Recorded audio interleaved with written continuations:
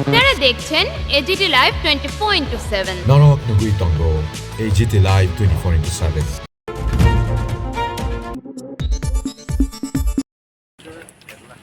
사진 찍은 거야 내가 그런데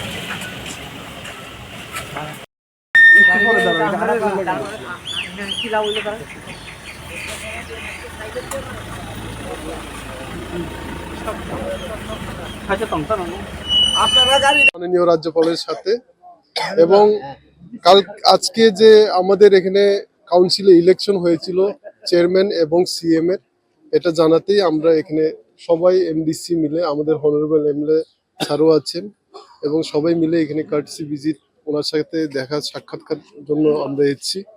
এবং কালকে যেহেতু ওট টেকিং আছে সিএম এবং ইএম এর, এটার জন্য ওনাকে নিমন্ত্রণ জানানোর জন্য আমরা এসেছি। এবং ওনার সাথে আমরা আধা ঘন্টার মতো ভালোই ডিসকাশন হয়েছে আমাদের টিটিডিসি ব্যাপারে। এবং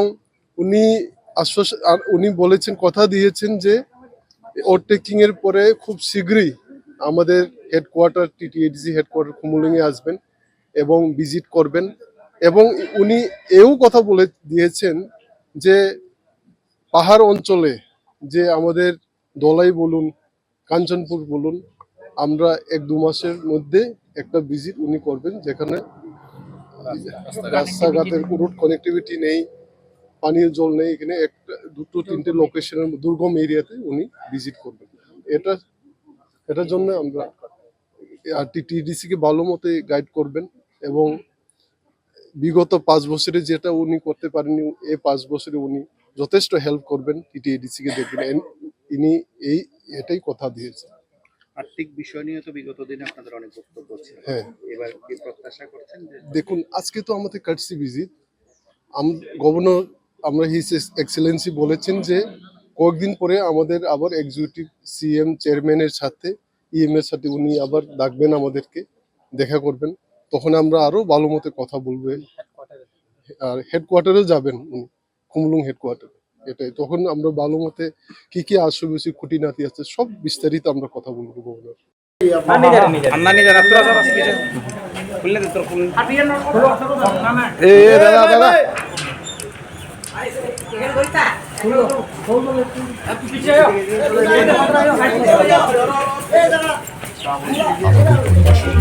দেখার জন্য ধন্যবাদ।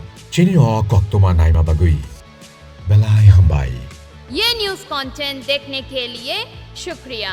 अगर आपका कोई सुझाव है तो हमें कमेंट कीजिए, सब्सक्राइब कीजिए AGT live 24/7। Thanks for watching AGT Live 24/7.